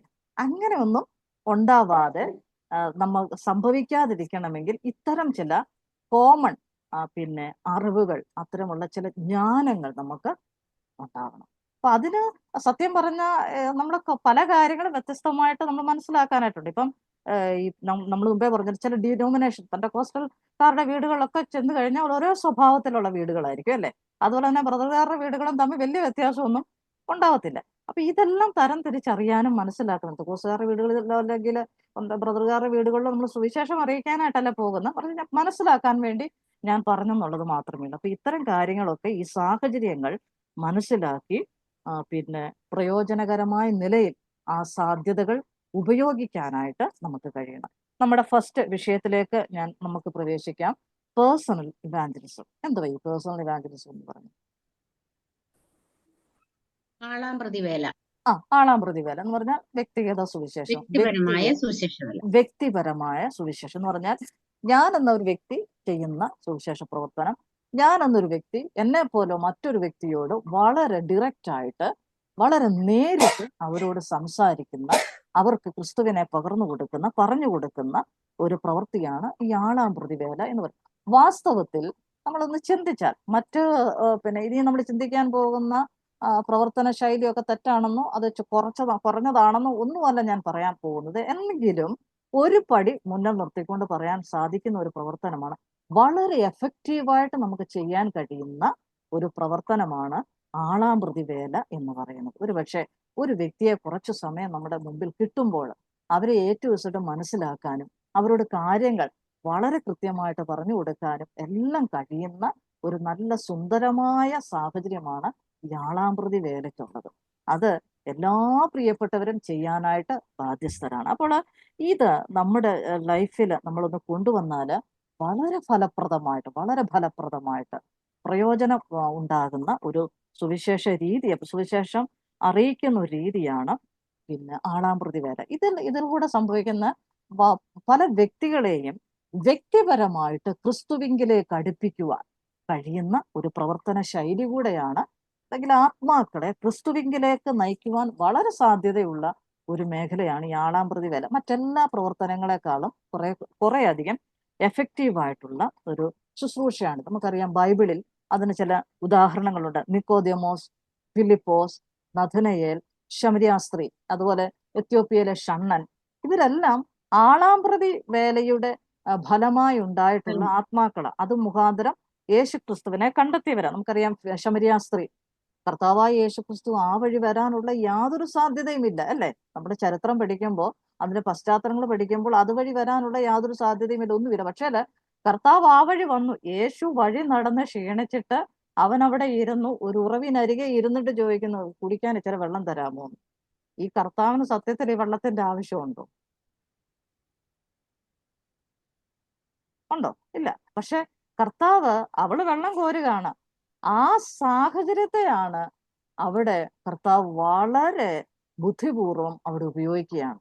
ഒരു വ്യക്തി ക്രിസ്തുവിങ്കിലേക്ക് ആനയിക്കപ്പെടുന്നതിന് സാഹചര്യത്തിനുള്ള ഒരു പങ്കെന്ന് പറയുന്നത് നിസ്സാര വിഷയമല്ല. കർത്താവ് അവളോട് സംസാരിച്ചു തുടങ്ങുന്ന വിഷയം എന്ന് പറഞ്ഞാൽ, എനിക്ക് ദാഹിക്കുന്നുണ്ട്, കുടിക്കാൻ ഒരല്പം വെള്ളം വേണം. പിന്നെ ആ വെള്ളം എന്ന വിഷയത്തെ തൊട്ട് അവരുടെ സംസാരം അങ്ങ് ചെന്നെത്തി. അവസാനം ഈ സ്ത്രീക്ക് പിന്നെ അടങ്ങിയിരിക്കാൻ പറ്റിയില്ല. അവള് ഞാൻ മഷികയെ കണ്ടെത്തി എന്നും പറഞ്ഞുകൊണ്ട് അവള് ദേശം ഓടുന്ന കാഴ്ചയാണ് നമ്മൾ പിന്നെ കാണുന്നത്. യോഹന്നാന്റെ സുവിശേഷം 4-ാം അധ്യായം അതിന് 39-ാം വാക്യം ഞാൻ അങ്ങ് വായിക്കാം. ഞാൻ ചെയ്തതൊക്കെയും അവൻ എന്നോട് പറഞ്ഞു എന്ന് സ്ത്രീ സാക്ഷ്യം പറഞ്ഞ വാക്ക് നിമിത്തം ആ പട്ടണത്തിലെ പല ശമര്യരും അവനിൽ വിശ്വസിച്ചു. ആ ഒരൊറ്റ സ്ത്രീ നിമിത്തം ശമര്യയിലുള്ള അനേകർ കർത്താവായ ക്രിസ്തുവിനെ അറിയുവാനായിട്ട് സാഹചര്യമൊരുങ്ങി. അപ്പോൾ ആ ഒറ്റ സ്ത്രീ മതിയായിരുന്നു, കൂടുതലൊന്നും പ്രവർത്തികൾ അവിടെ വേണ്ടി വന്നില്ല. അപ്പോൾ വ്യക്തിഗത സുവിശേഷീകരണത്തിന്റെ പ്രവർത്തനങ്ങൾ എന്ന് പറയുന്നത് അത് പടർന്ന് പന്തലിക്കുന്നതാ. അതിവിടം കൊണ്ട് അവസാനിക്കുന്നതല്ല. ആ ഒരു വ്യക്തിയിൽ മാത്രം അത് അധിഷ്ഠിതമായിട്ട് നിൽക്കുന്നില്ല, ഒതുങ്ങി നിൽക്കുന്നില്ല. അധിഷ്ഠിതം എന്നല്ല, ആ ഒരു വ്യക്തിയിൽ മാത്രം അത് ഒതുങ്ങി നിൽക്കുന്നില്ല. മറിച്ച് ആ വ്യക്തിയിലൂടെ അനേകർ ക്രിസ്തുവിനെ അറിയാനായിട്ട് അതൊരു മുഖാന്തരമായി, ഇല്ലേ? അങ്ങനെ എത്രയോ പേര് കർത്താവ് പല സ്ഥലത്തും പറയുന്നുണ്ട്, ഇത് ആരോടും പറയരുതെന്നൊക്കെ പറയുന്നു. പക്ഷെ പലർക്കും പറയാതിരുന്ന പറ്റിയിട്ടുണ്ടോ? ഉദാഹരണത്തിന് ഈ യോഹന്നാന്റെ സുവിശേഷം 5-ാം അധ്യായത്തില് കുളക്കരയിൽ കിടന്ന രോഗി, അവനോട് പറഞ്ഞു ആരോടും പറഞ്ഞേക്കരുതെന്ന് പറഞ്ഞു. ഒരു കാര്യം പറഞ്ഞു വിട്ടു, അധികം തിന്മയായത് ഭവിക്കാതിരിപ്പോ നീ ഇനിയും പാപം ചെയ്യരുതെന്ന് പറഞ്ഞ് ആരോടും പറയരുത്. പക്ഷെ അദ്ദേഹത്തിന് അടങ്ങിയിരിക്കാൻ പറ്റുമോ? ആള് കണ്ടവരോടൊക്കെ പറഞ്ഞു യേശു കർത്താവ് എന്നെ സൗഖ്യമാക്കി. അപ്പം പിന്നെ അത് സൗഖ്യത്തിന്റെ വിഷയമാണ്. പക്ഷെ എന്നാൽ ശമരിയ സ്ത്രീയെ സംബന്ധിച്ചിടത്തോളം അവൾ അനുഭവിക്കുന്ന ആത്മസന്തോഷം, അവിടെ ആത്മാവിന് ലഭിച്ച ആ മോചനത്തെ കുറിച്ച് പിന്നീട് അവൾ വാതോരാതെ സംസാരിച്ചുകൊണ്ടിരിക്കും. അതാണ് ക്രിസ്തുവിലുള്ള സുവിശേഷത്തിന്റെ പ്രത്യേകത. അത് നമ്മുടെ ഹൃദയത്തിൽ കൊണ്ടുതരുന്ന സന്തോഷമെന്ന് പറയുന്നത് നമ്മുടെ വാക്കുകൾ കൊണ്ടോ പ്രവൃത്തികൾ കൊണ്ടോ നമുക്ക് പറഞ്ഞറിയിക്കാൻ കഴിയാത്തതാ. അപ്പോൾ ആ സന്തോഷം അറിയിക്കാനായിട്ട് ആ സ്ത്രീ ഓടുന്ന കാഴ്ച എന്ന് പറയുന്നത് ഞാൻ പലപ്പോഴും ഭാവനയിൽ അത് കാണാറുണ്ട്. എനിക്ക് വളരെ സന്തോഷം തോന്നാറുണ്ട്. അപ്പോൾ ഈ ആത്മാക്കളെ നേടുന്നതിന് ആളാം പ്രതി വേലയുടെ വേല, അല്ലെങ്കിൽ ആളാം പ്രതി സുവിശേഷ വേല എന്ന് പറയുന്നത് വളരെ പ്രയോജനകരമായ ഒരു സുവിശേഷ പ്രവർത്തനമാണ്. നമുക്കറിയാം നമ്മുടെ ഇടയിൽ ധാരാളം മിഷണറിമാര് ഇല്ലേ, ഇന്ത്യയിലൊക്കെ വന്ന കേരളത്തിലൊക്കെ വന്നിട്ടുള്ള സാഹചര്യമുണ്ട്. വില്യം കേറി ഒക്കെ, DL മൂഡി, ഇവരൊക്കെ ഈ നിലയിൽ കർത്താവിനെ അറിഞ്ഞവരും അവർ മുഖാന്തരം അനേകർ അവരുടെ വ്യക്തിഗത സുവിശേഷ പ്രവർത്തനങ്ങളിലൂടെ അനേകര് കർത്താവിനെ അറിഞ്ഞിട്ടുണ്ട്. ഒരുപക്ഷെ ഇവിടെ ഇരിക്കുന്നവരിൽ പലരും വ്യക്തിപരമായിട്ട് സുവിശേഷം അറിയിച്ചത് നിമിത്തം അനേകർ കർത്താവിലേക്ക് വരാനായിട്ട് അതൊരു മുഖാന്തരമായിട്ടുണ്ട്. അപ്പം നമ്മൾ ഒരാളെ നേടിയുള്ളല്ലോ, അല്ലെ 10 പേരെ നേടിയുള്ളല്ലോ എന്നൊന്നും ഓർത്ത് നമ്മൾ ഭാരപ്പെടണ്ട. നമ്മൾ സുവിശേഷം പറഞ്ഞ ആ വ്യക്തി മുഖാന്തരം മറ്റു പലരും കർത്താവിലേക്ക് ആനയിക്കപ്പെടുന്നുണ്ടെങ്കിൽ അത് എത്രയോ ശ്രേഷ്ഠകരമായ കാര്യമാണ് അല്ലേ. നമ്മൾ കഴിഞ്ഞ മുമ്പത്തെ ക്ലാസ്സുകളൊക്കെ ഓർമ്മിപ്പിച്ചതുപോലെ തന്നിൽ വിശ്വസിപ്പാനിരിക്കുന്നവർക്ക് വേണ്ടിയും പ്രാർത്ഥിക്കുന്ന ക്രിസ്തു. അപ്പോൾ ഒരു വ്യക്തി ക്രിസ്തുവിനെ അറിയുന്നത് നിമിത്തം ആ വ്യക്തി അതിൽ തന്നെ ആത്മനിർവൃതി പ്രാപിച്ചിരുന്നാൽ പോരാ, അവരെന്ത് ചെയ്യണം? ഈ സാക്ഷ്യം ലോകമെങ്ങും അറിയിക്കുവാൻ ബാധ്യസ്ഥരാണ്. ഇനി ആളാം പ്രതി വേലയുടെ പ്രയോജനങ്ങൾ എന്തെല്ലാമാണ്? നമുക്കതും ഒന്ന് ചുരുക്കമായിട്ട് പറഞ്ഞു പോകാം. പിന്നെ നമ്മളെല്ലാ ക്ലാസ്സുകളെയും പറഞ്ഞിട്ടുള്ള പോലെ ഇത് രക്ഷിക്കപ്പെട്ട എല്ലാവർക്കും ചെയ്യാവുന്ന കാര്യമാണ് ഈ വ്യക്തിഗത സുവിശേഷീകരണം എന്ന് പറയുന്നത്. അപ്പൊ നിങ്ങൾ ചോദിക്കുക, അതിനൊക്കെ കോളിംഗ് ഒക്കെ വേണ്ടല്ലോ, ഒരു ജുമ്മാ കയറി അങ്ങനെ പറയാൻ പറ്റുമോ? കോളിംഗ് വേണം. അപ്പൊ അതിനുള്ള കോളിംഗ് ആരാണെന്ന് അത് തിരിച്ചറിയണം. എന്നെ കൊണ്ട് വ്യക്തിഗത സുവിശേഷീകരണമാണോ സാധിക്കുന്നത്, മറ്റേതെങ്കിലും തരത്തിലുള്ള സുവിശേഷീകരണമാണോ? അത് നമ്മൾ വ്യക്തിപരമായിട്ട് ദൈവസന്നിധിയിൽ നിന്നും തിരിച്ചറിയേണ്ട വിഷയം. കഴിഞ്ഞ 12 വർഷമായിട്ട് കർത്താവിന്റെ വേലയിലായിരിക്കുന്ന ഒരു വ്യക്തിയുടെ സാക്ഷ്യം ഞാൻ കഴിഞ്ഞ ദിവസം കേട്ടു. ആ വ്യക്തി പറഞ്ഞൊരു കാര്യം, 12 വർഷമായിട്ട് ആ വ്യക്തി കർത്താവിന്റെ നാമത്തിനോട് ശുശ്രൂഷ ചെയ്യുന്നു, പക്ഷെ ഇന്നും ദൈവം എന്നെ വിളിച്ചിരിക്കുന്ന വിളിയെ കുറിച്ച് എനിക്കറിയില്ല എന്ന്. അപ്പം അങ്ങനെ ആവരുത്. നമ്മൾ അതിനു വേണ്ടി ദൈവസന്നിധിയിൽ വളരെയധികം പ്രാർത്ഥിക്കുകയും ദൈവവചനം ധ്യാനിക്കുകയും അതിനുവേണ്ടി നമ്മൾ ശ്രമിക്കുകയും ചെയ്യും. തീർച്ചയായിട്ടും ദൈവം നമുക്കത് മനസ്സിലാക്കി തരും, നമ്മളെ കുറിച്ചുള്ള കോളിംഗ് എന്താണെന്നുള്ളത്. അപ്പൊ അങ്ങനെയുള്ള വാക്കുകൾ നമ്മുടെ ഇടയിൽ കേൾക്കാതിരിക്കട്ടെ, കർത്താവ് അതിനായിട്ട് നമ്മളെ ഒരുക്കട്ടെ. അപ്പോൾ ഈ ഇത് ഏതെങ്കിലും പ്രത്യേക പ്രായത്തിലുള്ളവർക്കോ അല്ലെങ്കിൽ പ്രത്യേക കഴിവുള്ളവർക്കോ അല്ലെങ്കിൽ അങ്ങനെയുള്ളവർക്ക് മാത്രം ചെയ്യാൻ കഴിയുന്ന ഒരു കാര്യമല്ല വ്യക്തിഗത സുവിശേഷീകരണം എന്ന് പറയുന്നത്. ഇവിടെ ആൺ പെൺ വ്യത്യാസങ്ങളോ സ്ത്രീ പുരുഷ വ്യത്യാസങ്ങളോ ഒന്നുമില്ല. എല്ലാവർക്കും ഒരുപോലെ ചെയ്യാൻ കഴിയുന്ന ഒരു പ്രവർത്തന മേഖലയാണ് യാളാംപ്രതി വേല എന്ന് പറയുന്നത്. നമുക്കറിയാം എല്ലാവർക്കും കൺവെൻഷൻ പ്രസംഗം ചെയ്യാനായിട്ട് സാധിക്കത്തില്ല. സാധിക്കുമോ? ഇല്ല. നമ്മുടെ ഇടയിൽ പ്രസിദ്ധരായിട്ടുള്ള നന്നായി ദൈവത്തെ വചനം സംസാരിക്കുന്ന ധാരാളം ദൈവദാസന്മാരുണ്ട്. നമ്മൾ ഇവിടെ ഇരിക്കുന്ന ഭൂരിഭാഗം ആൾക്കാരും നന്നായി വചനം സംസാരിക്കാൻ അറിയാവുന്ന കഴിവുള്ള സഹോദരിമാർ തന്നെയാണ്. പക്ഷേ നമുക്കെല്ലാവർക്കും കൺവെൻഷൻ പ്രസംഗം, പ്രത്യേകിച്ച് നമുക്ക് ഒട്ടും കൺവെൻഷൻ പ്രസംഗം ചെയ്യാൻ പറ്റത്തില്ല. പക്ഷെ നമ്മുടെ സഹോദരന്മാരെ ഒന്നും എടുത്ത് എല്ലാവരും കൺവെൻഷൻ പ്രസംഗകരല്ല. പക്ഷേ അങ്ങനല്ലാത്തവർക്ക് പോലും എന്ത് ചെയ്യാൻ സാധിക്കും? വ്യക്തിപരമായിട്ട് സുവിശേഷം അറിയിക്കാനായിട്ട് സാധിക്കും. പലർക്കും പല ശുശ്രൂഷകളും ചെയ്യാൻ കഴിയത്തില്ല. ഇപ്പൊ എന്നോട് ആരെങ്കിലും കുട്ടികളുടെ ഇടയിലെ മിനിസ്റ്റർ ചെയ്യണമെന്ന് പറഞ്ഞ് ഞാൻ വളരെ കൃത്യമായിട്ട് ഓപ്പണായിട്ട് ഞാൻ അവരോട് പറയും, എന്നെ കൊണ്ട് അത് അറിയത്തില്ല, എന്നെ കൊണ്ട് അത് ചെയ്യാൻ പറ്റത്തില്ല, എനിക്കത് അറിയത്തില്ല എന്ന് പറഞ്ഞ് ഞാൻ വളരെ സന്തോഷത്തോടെ പറഞ്ഞ് ഒഴിവായേച്ച് ആ ശുശ്രൂഷകൾ ചെയ്യുന്ന ആൾക്കാരുടെ പേര് ഞാൻ പറഞ്ഞു കൊടുക്കും. വേണം നിങ്ങൾ അവരെ ആരെങ്കിലും വിളിക്കുന്നു പറഞ്ഞ് ഞാൻ അവരുടെ പേരുകൾ കൂടെ ഞാൻ പറഞ്ഞു കൊടുക്കാറുണ്ട്. കാരണം എനിക്ക് നന്നായിട്ട് അറിയാം കിഡ്സ് മിനിസ്ട്രി അല്ലെങ്കിൽ ചിൽഡ്രൻസ് മിനിസ്ട്രി എന്നെ കൊണ്ട് പറ്റുന്ന മേഖലയല്ല. ഒരുപക്ഷെ എനിക്ക് അതിനുള്ള കോളിംഗ് ഇല്ലായിരിക്കാം. മനസ്സിലായില്ലേ? അപ്പൊ ഇങ്ങനെ ചില തിരിച്ചറിവുകളും തരംതിരിവുകളും നമ്മുടെ ജീവിതത്തിൽ ഉണ്ടാവണം. ഇനി ഇതിന് ഒരു പ്രത്യേക അവസരങ്ങൾ എന്നൊന്നില്ല. ഇന്ന അവസരത്തിലേ പോയി ചെയ്യാവൂ വ്യക്തിഗത സുവിശേഷീകരണം. അത് നമ്മുടെ അവൈലബിലിറ്റി, നമ്മൾ ആരെയാണോ സമീപിക്കുന്നത് അവരുടെ അവൈലബിലിറ്റി മാത്രം ഒരു മുഖ്യ വിഷയമായിട്ട് നമ്മൾ കരുതിയാൽ മതി. അതായത് 2-3 ക്ലാസ്സുകൾക്ക് മുമ്പ് നമ്മൾ പറഞ്ഞല്ലോ, ഇപ്പൊ കൺവെൻഷൻ നടത്തുന്ന നല്ല പെരുമഴയുള്ള സമയത്ത് കൺവെൻഷൻ നമുക്ക് നടത്താൻ പറ്റത്തില്ല. മീൻസ് മനസ്സിലായല്ലോ, അതൊരവസരമാണ്. ആ അവസരം നമുക്ക് ഒരിക്കലും നമുക്ക് യൂസ് ചെയ്യാൻ പറ്റത്തില്ല. അതേസമയം ഈ വേനൽക്കാലം, നമ്മുടെ നാട്ടിലെ വേനൽക്കാലം, മഴയൊന്നും ഇല്ലാത്ത സമയങ്ങൾ നോക്കിയാണ് നമ്മുടെ സ്ഥലങ്ങളിൽ കൺവെൻഷനുകൾ ക്രമീകരിക്കുന്നത്. പക്ഷെ വ്യക്തിഗത സുവിശേഷീകരണത്തിന് അങ്ങനെയുള്ള കാലാവസ്ഥയുടെയോ മറ്റു തടസ്സങ്ങളുടെയോ ആവശ്യമില്ല. മറിച്ച് എന്റെയും എന്നെ കേൾക്കുന്ന വ്യക്തിയുടെയും മാത്രം അവൈലബിലിറ്റി നമ്മൾ നോക്കിയാൽ മതി. ആ അവൈലബിലിറ്റി അനുസരിച്ച് നമുക്ക് സുവിശേഷം അവരോട് ഷെയർ ചെയ്യാനായിട്ട് സാധിക്കും. അപ്പോൾ ഇത്തരത്തിലുള്ള സന്ദർഭങ്ങൾക്ക് വേണ്ടി, സാഹചര്യങ്ങൾക്ക് വേണ്ടി വളരെ ക്ഷമയോടെ കാത്തിരുന്ന് അത്തരം സാഹചര്യങ്ങൾ ഏറ്റവും അധികം യൂട്ടിലൈസ് ചെയ്യാനായിട്ട് നമുക്ക് സാധിക്കണം. ഓക്കെ, ഞാൻ പറഞ്ഞല്ലോ, മഴക്കാല സമയം ഒരിക്കലും പരസ്യയോഗങ്ങൾക്കോ അതുപോലെ കൺവെൻഷനുകൾക്കോ ഉചിതമല്ല. എന്നാൽ ആ കാലഘട്ടത്തിലും നമുക്ക് ചെയ്യാൻ കഴിയും. നല്ല പെരുമഴയുള്ള സമയത്തും നല്ലൊരു വ്യക്തിയെ ഒരു വ്യക്തിയെ നമ്മുടെ മുമ്പിൽ കിട്ടിയാൽ, അവരുടെ അവൈലബിലിറ്റി ഓക്കെ ആണെങ്കിൽ, നമ്മളും വില്ലിങ് ആണെങ്കിൽ, തീർച്ചയായിട്ടും നമുക്ക് അവരോട് സുവിശേഷം പങ്കുവയ്ക്കാനായിട്ട് സാധിക്കും. മറ്റൊരു വിഷയം എന്ന് പറയുന്നത്, അപ്പോൾ ഒന്ന് നമ്മൾ പറഞ്ഞത് ഇത് രക്ഷിക്കപ്പെട്ട എല്ലാവർക്കും ചെയ്യാവുന്ന കാര്യമാണ്. രണ്ടാമത്, പ്രത്യേകമായിട്ടുള്ള ഒരു ഓപ്പർച്യൂണിറ്റിയുടെ ആവശ്യം നമുക്കിവിടെ ഇല്ല. ഇനി മൂന്നാമതായിട്ട്, വ്യക്തികളുമായി അടുത്തിടപെടുന്നതിന് ഇത് വളരെയധികം സഹായകരമാണ്. ഇപ്പോൾ മാസ് ഇവാഞ്ചലിസം കുറ്റപ്പെടുത്തി സംസാരിക്കുകയല്ല. മാസ് ഇവാഞ്ചലിസത്തിനും അതിൻ്റെതായ പ്രയോറിറ്റി ഉണ്ട്, അതിൻ്റെതായ ഗുണങ്ങളുണ്ട്. അതിനെ ഒരിക്കലും ഇകഴ്ത്തിക്കൊണ്ടല്ല ഞാൻ സംസാരിക്കുന്നത്. ഇപ്പൊ മാസ് ഇവാഞ്ചലിസം എന്താ ഞാൻ പറഞ്ഞില്ല. അതായത് ക്രൂസേഴ്സ്, കൺവെൻഷനുകൾ, അങ്ങനെയുള്ള ഒരു സമൂഹമായി, ഒരു കൂട്ടമായി ചെയ്യുന്ന പ്രവർത്തനങ്ങളെയാണ് മാസ് ഇവാഞ്ചലിസം എന്ന് പറയുന്നത്. അപ്പം അത്തരം കൺവെൻഷനുകൾ ഇപ്പൊ പ്രസംഗിക്കുമ്പോൾ, കൺവെൻഷൻ പ്രഭാഷണം നടത്തുന്ന ഒരു വ്യക്തിക്ക് ഒരിക്കലും ഒരു വ്യക്തിയെ വ്യക്തിപരമായിട്ട് മനസ്സിലാക്കാനായിട്ട് സാഹചര്യമില്ല, അല്ലേ? അപ്പൊ ജസ്റ്റ് അദ്ദേഹം പ്രസംഗിക്കുന്നു, കേൾവിക്കാരായ സഹോദരങ്ങൾ കേൾക്കുന്നു, തിരികെ പോകുന്നു എന്നുള്ളതല്ലാതെ ആരെയും വ്യക്തിപരമായിട്ട് അദ്ദേഹത്തിന് മനസ്സിലാക്കാൻ കഴിയുന്നില്ല. എന്നാൽ വ്യക്തിപരമായിട്ടുള്ള സുവിശേഷ പ്രവർത്തനങ്ങളിൽ ഒരു വ്യക്തികളുമായിട്ട് വളരെയധികം അടുത്തിടപെടുന്നതിന് ഇത് വളരെ സഹായകരമാണ്. അങ്ങനെ ജനങ്ങളുടെ ഇടയിലേക്ക് നമുക്ക് ഇറങ്ങിച്ചെല്ലാനും അവരുടെ ആവശ്യങ്ങൾ നമുക്ക് അറിയാൻ സാധിക്കുന്നു, അവരുടെ വിഷമതകൾ നമുക്ക് അറിയാൻ സാധിക്കുന്നു, അവരുടെ പ്രശ്നങ്ങൾ നമുക്ക് മനസ്സിലാക്കാനായിട്ട് സാധിക്കുന്നു. കർത്താവായ യേശുക്രിസ്തു ആ സ്ത്രീയിലേക്ക്, അവളിലേക്ക്, ആ വ്യക്തിയിലേക്ക് ഇറങ്ങിച്ചെന്നപ്പം കർത്താവിന് മനസ്സിലായി അവള് വലിയൊരു ആത്മീക ദാഹം അവിടെ മുമ്പിലുണ്ടെന്ന്, അല്ലേ?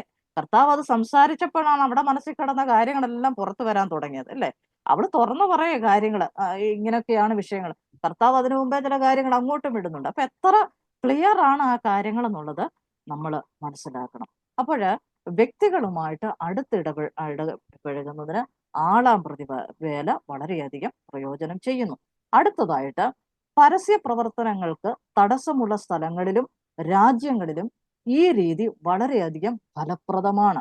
ഓക്കെ, പല സ്ഥലങ്ങളിലും പറയല്ലോ, നിങ്ങൾ കൺവെൻഷൻ ഇവിടെ നടത്താൻ പാടില്ല എന്ന് പറയല്ലോ. അല്ലെങ്കിൽ ഒരു പ്രത്യേക കമ്മ്യൂണിറ്റി അവിടെ താമസിക്കുന്നുണ്ട്, നമുക്ക് അവിടെ ചെന്ന് ഒരു കൺവെൻഷൻ നടത്താനുള്ള ലൈസൻസ് ഇല്ല. നമ്മളൊരു കൺവെൻഷൻ നടത്തണമെങ്കിൽ എന്തെല്ലാം കാര്യം, പോലീസിന്റെ സാങ്ഷൻ വേണം, അത് വേണം, ഇത് വേണം, ഒരുപാട് കാര്യങ്ങൾ, അല്ലേ? അപ്പൊ ഇതൊന്നും നമുക്ക് കിട്ടുന്നില്ല. പക്ഷെ ആളാമ്പ്രതിയായിട്ട് നമുക്ക് അവിടെ പോകാം, വ്യക്തിപരമായിട്ട് നമുക്ക് അവിടെ പോകാം, ആൾക്കാരെ നമുക്ക് കാണാം, അവരോട് നമുക്ക് സുവിശേഷം പറയാനായിട്ട് സാധിക്കും.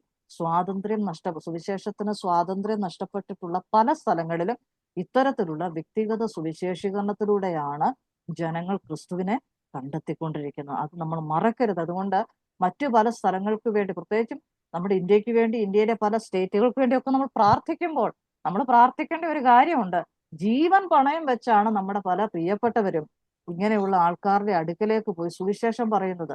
അല്ലാതെ നമ്മുടെ പോലെ ഒരു കൺവെൻഷൻ നടത്തി എന്റെ ഡ്യൂട്ടി തീർന്നു, കൺവെൻഷൻ നടത്തുന്ന തെറ്റല്ല, ഞാൻ അത് എതിരുമല്ല, നമ്മുടെ ഡ്യൂട്ടി തീർന്നു എന്ന് പറഞ്ഞ് സ്വസ്ഥമായിരിക്കുന്ന സാഹചര്യമല്ല. വാസ്തവത്തിൽ എല്ലാ റെസ്ട്രിക്ഷനെയും മറികടന്നുകൊണ്ടാണ് അവർ ജീവൻ പണയം വെച്ചുകൊണ്ട് വളരെ സമർപ്പണത്തോടെ വ്യക്തിപരമായിട്ട് പോയി ആൾക്കാരെ കണ്ട് സുവിശേഷം അറിയിക്കുന്നത്. അപ്പോൾ ഇത്തരം കാര്യങ്ങൾ, ഈ 4 കാര്യങ്ങൾ നമ്മൾ പ്രത്യേകമായിട്ട് മനസ്സിലാക്കണം. ആളാമ്പ്രതി വേല കൊണ്ടുള്ള ചില പ്രയോജനങ്ങൾ, പ്രയോജനങ്ങൾ അല്ലെങ്കിൽ ഉപയോഗങ്ങൾ എന്തെല്ലാമാണ്, ഗുണങ്ങൾ എന്തെല്ലാമാണെന്നുള്ള കാര്യം നമ്മൾ മനസ്സിലാക്കണം. ഇനി വ്യക്തിഗത 4ാമത്തെ പോയിന്റ് ഒന്നുകൂടെ പറയാമോ? ഏതാ 4ാമത്തെ പോയിന്റ്? പരസ്യ പ്രവർത്തനങ്ങൾക്ക് തടസ്സമുള്ള സ്ഥലങ്ങളിൽ വ്യക്തിഗത സുവിശേഷീകരണത്തിലൂടെ നമുക്ക് സുവിശേഷം അറിയിക്കാം. കിട്ടിയോ ആന്റി? Okay, thank you. ഇനി വ്യക്തിഗത സുവിശേഷീകരണത്തിന് വേണ്ടി നമ്മൾ എങ്ങനെയാണ് സമീപിക്കേണ്ടത്? അപ്പൊ നമുക്ക് വേണമെങ്കിൽ ഇങ്ങനെ ഹെഡിങ് കൊടുക്കാം: വ്യക്തിഗത സുവിശേഷീകരണം, ഒരു ചെറിയൊരു ഹൈഫൻ ഇട്ടിട്ട് അവിടെ സമീപനങ്ങൾ എന്ന രീതിയിൽ നമുക്കൊന്ന് കൊടുക്കാം. ഒരു സുവിശേഷം പറയാൻ ആഗ്രഹിക്കുന്ന ഒരു വ്യക്തിയെ സംബന്ധിച്ചിടത്തോളം ഓൾവേസ് അവരെല്ലായ്പ്പോഴും ഏതു സമയത്തും ഇത് പറയാനുള്ള ഒരു താല്പര്യത്തോടു കൂടെ വേണം അവര് ആയിരിക്കാൻ. എങ്കിലേ ഒരു സന്ദർഭം വരുമ്പോൾ അതിനെ വേണ്ട രീതിയിൽ നമുക്ക് യൂസ് ചെയ്യാനായിട്ട് സാധിക്കും. നമുക്കൊരു അവസരം കിട്ടിയിട്ട് പറയാം എന്ന് വിചാരിച്ച് നമ്മൾ കാത്തിരുന്നാൽ നടക്കത്തില്ല. പക്ഷേ നമ്മൾ വളരെ താല്പര്യത്തോടെ ഇത് നമ്മുടെ ഹൃദയത്തിൽ വലിയൊരു വിഷയമായിട്ടിരിക്കണം. ഓക്കെ, എങ്കിൽ കാരണം നമ്മൾ സാധാരണ പറയാറില്ല, നമ്മൾ എന്തിനെ കുറിച്ചാണോ എപ്പോഴും ചിന്തിച്ചുകൊണ്ടിരിക്കുന്നത്, അപ്പൊ നമ്മുടെ സംസാരിക്കുമ്പോൾ എപ്പോഴും ആ വിഷയത്തെക്കുറിച്ചായിരിക്കും നമ്മൾ സംസാരിക്കുന്നത്. ഇപ്പൊ വേറെ ഏതൊക്കെ വിഷയം സംസാരിച്ചു വന്നാലും എങ്ങനായാലും ഈ വിഷയത്തെ കണക്ട് ചെയ്ത് നമ്മൾ പോകത്തുള്ളൂ. കാരണം നമ്മുടെ ഹൃദയത്തിൽ ഈ വിഷയം ഇങ്ങനെ കിടക്കുക. ഹൃദയം നിറഞ്ഞു കവിയുന്നത് നല്ലോ വായ സംസാരിക്കുന്നത്, അല്ലെ? അപ്പൊ ഹൃദയത്തിൽ നല്ല ചിന്തയാണെങ്കിൽ നമ്മൾ എപ്പോഴും നല്ലത് പറയും. ഹൃദയത്തിൽ നെഗറ്റീവുകളാണ് കുന്നുകൂടിയിരിക്കുന്നതെങ്കിൽ നമ്മൾ നെഗറ്റീവുകൾ മാത്രമേ പറയൂ. അങ്ങനാണെങ്കിൽ നമ്മുടെ ഹൃദയം നിറച്ച് യേശുക്രിസ്തുവും സുവിശേഷവുമാണ് നിറഞ്ഞിരിക്കുന്നതെങ്കിൽ നമ്മൾ ആരെ കണ്ടാലും, ചിലപ്പോൾ രക്ഷിക്കപ്പെട്ടവരെ പോലും കണ്ടു കഴിഞ്ഞാൽ അവരോടും നമ്മൾ എന്ത് ചെയ്യും? സുവിശേഷം പറഞ്ഞു തരും. അപ്പൊ നമ്മുടെ ഹൃദയത്തിൽ ഇതെപ്പോഴും ഇത്തരം ഒരു താല്പര്യം നമുക്കുണ്ടാവണം.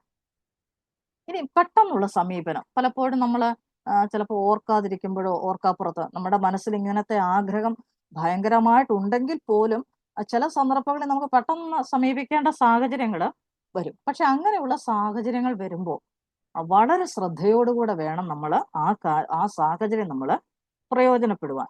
അതിന് ഉദാഹരണമാണ് നിക്കോദിമോസിനോട് കർത്താവിന്റെ ആ ഇടപെടൽ. അപ്പം അവിടെയൊക്കെയുള്ള നമ്മുടെ സംഭാഷണങ്ങൾ, നമ്മുടെ ശൈലികൾ, നമ്മുടെ വർത്തമാന രീതികളൊക്കെ വളരെ മാന്യമായിരിക്കണം, വളരെ ശ്രേഷ്ഠമായിരിക്കണം. കാരണം നമ്മൾ പ്രകോപിതരാകാൻ പലപ്പോഴും സാധ്യതയുള്ള ഒരുപാട് ക്വസ്റ്റ്യൻസ് നമുക്കുണ്ട്, അല്ലെ? നമ്മുടെ മുമ്പിൽ വരാൻ സാധ്യതയുണ്ട്. അങ്ങനെയൊക്കെയുള്ള പല വിഷയങ്ങൾ ഉള്ളത് കൊണ്ട് ആ വിഷയം നമ്മൾ വളരെ ഗൗരവമായിട്ട് വേണം നമ്മളത് ചെയ്യേണ്ടത്. ഇനി നമുക്ക് ഈ മാസ് ഇവാഞ്ചലിസം അല്ലെങ്കിൽ കൺവെൻഷനുകൾ അല്ലെങ്കിൽ പരസ്യങ്ങളിലൊക്കെ ഈ അവിടെ നമുക്ക് വ്യക്തിഗത സുവിശേഷീകരണത്തിൽ ഒരു ചാൻസ് കിടപ്പുണ്ട്. അതായത് ഈ പരസ്യയോഗങ്ങളിൽ നമ്മൾ മെസ്സേജുകൾ പറയുമ്പോൾ, ദേവദാസന്മാര് മെസ്സേജ് പറയുമ്പോൾ അല്ലെങ്കിൽ കൺവെൻഷനൊക്കെ മെസ്സേജ് പറയുമ്പോൾ നമുക്ക് നമ്മുടെ കൂടിയിരിക്കുന്ന വ്യക്തികളെയോ ആ ഓഡിയൻസിന്റെ കൂട്ടത്തിലിരിക്കുന്ന ആൾക്കാരെയോ നമുക്ക് ശ്രദ്ധിക്കാനായിട്ട് സാധിക്കും. അവർ അതീവ ഗൗരവത്തോടുകൂടെയാണ് അത് കേൾക്കുന്നതെങ്കിൽ നമുക്ക് തീർച്ചയായിട്ടും അവരെ വ്യക്തിപരമായിട്ട് ആ കൺവെൻഷന് ശേഷം, ആ മീറ്റിങ്ങിന് ശേഷം അവരെ സമീപിക്കാനായിട്ട് സാധിക്കും.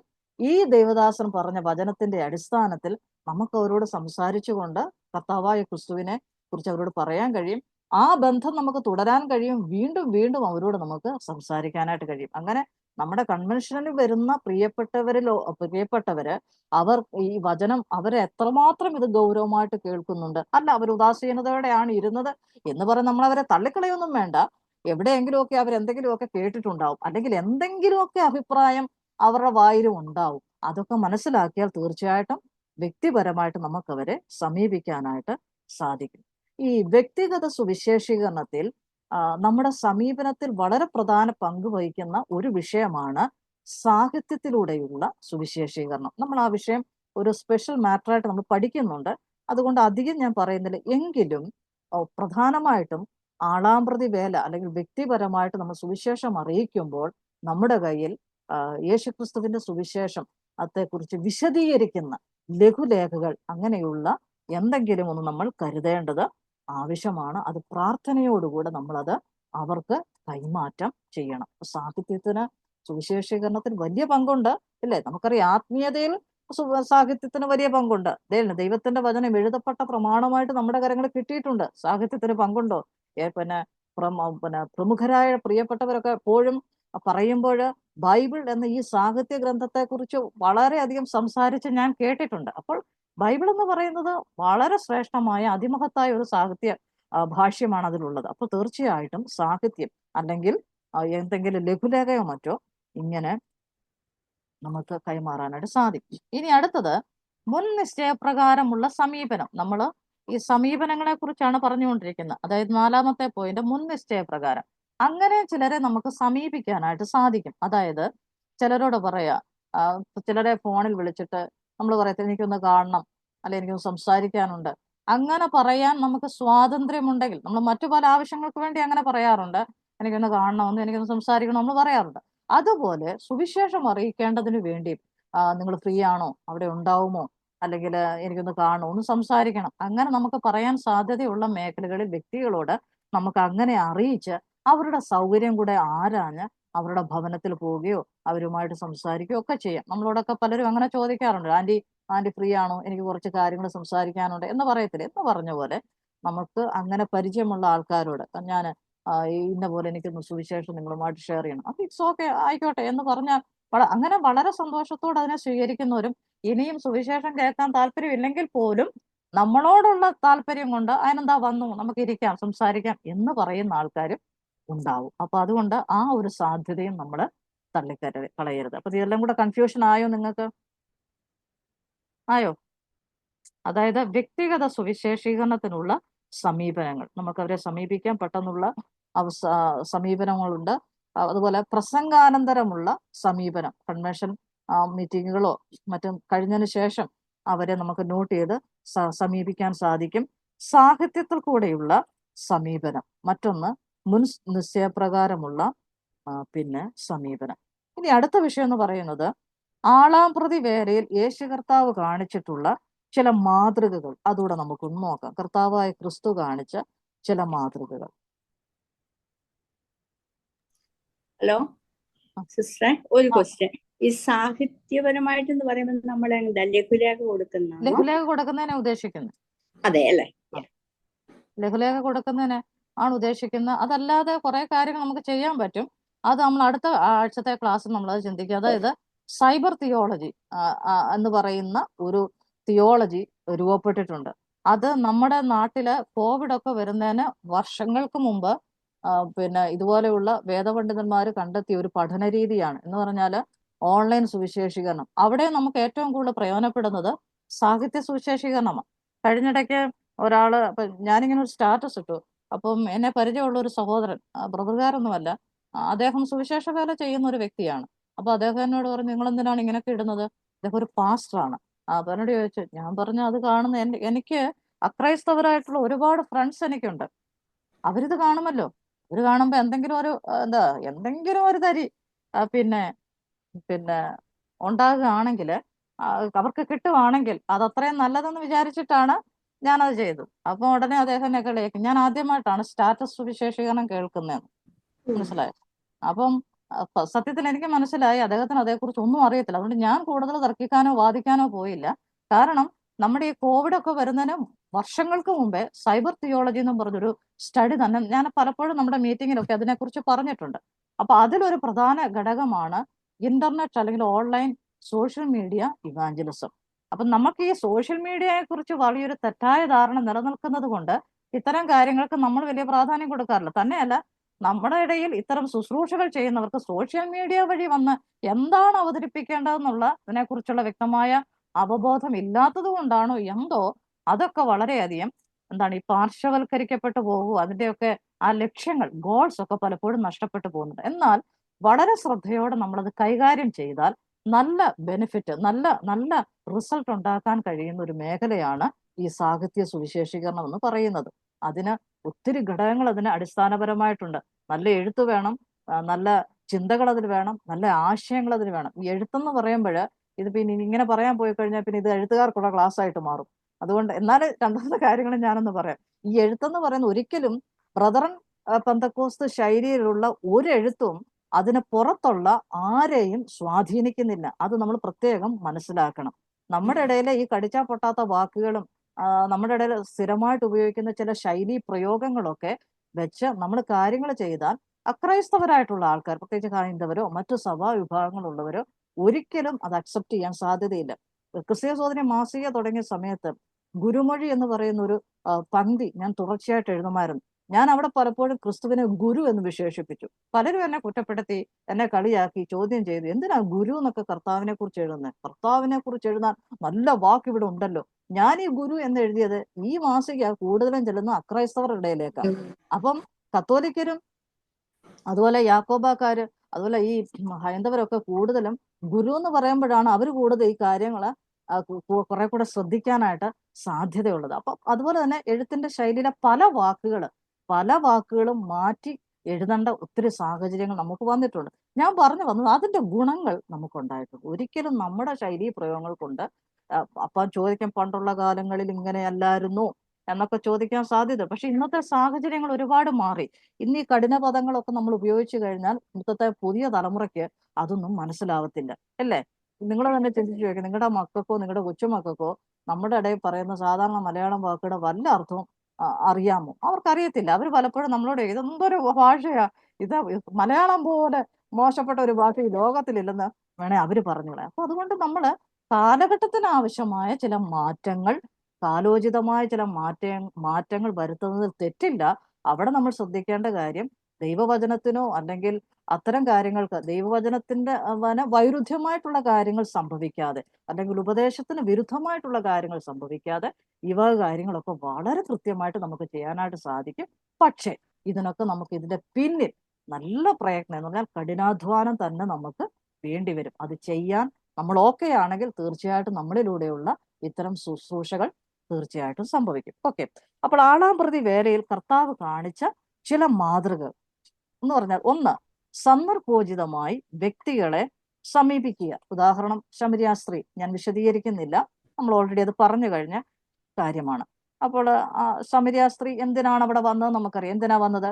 വെള്ളം കോരാനായിട്ട് വന്നത്.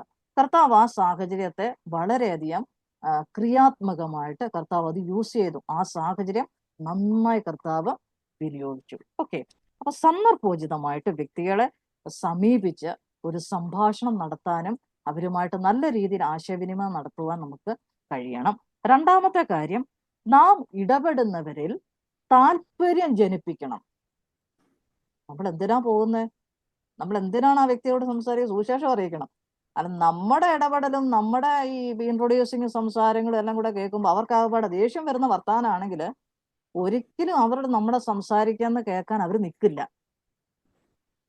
ഓക്കെ, നമ്മളങ്ങോട്ട് ചെല്ലുന്നോണ്ടേ പിന്നെ നിങ്ങളുടെ പള്ളിയും നിങ്ങളുടെ അമ്പലവും എല്ലാം തെറ്റാണെന്ന് പറഞ്ഞുകൊണ്ട് അങ്ങോട്ട് ചെന്ന് കഴിഞ്ഞാൽ അവർ പിന്നെ ഒരിക്കലും നമ്മളെ ശ്രദ്ധിക്കാനായിട്ട് എന്ന് പറഞ്ഞാൽ അവരെ ഭയങ്കരമായിട്ട് അങ്ങ് പുകഴ്ത്തണമെന്നോ വാഴ്ത്തണമെന്നോ ഒന്നുമല്ല. നമുക്ക് ഏറ്റവും സാമാന്യമായ നിലയിൽ, വളരെ മാന്യമായ നിലയിൽ നമുക്ക് അവരോട് ഇടപെടാനായിട്ട് സാധിക്കും. അപ്പോൾ കർത്താവായ യേശുക്രിസ്തു ശമരിയ സ്ത്രീയോട് സംസാരിക്കുമ്പോൾ അവൾ ആ സ്ഥലത്തെ ഏറ്റവും പാപിനിയായ ഒരു സ്ത്രീയാണെന്നുള്ള കാര്യം കർത്താവിനറിയാം,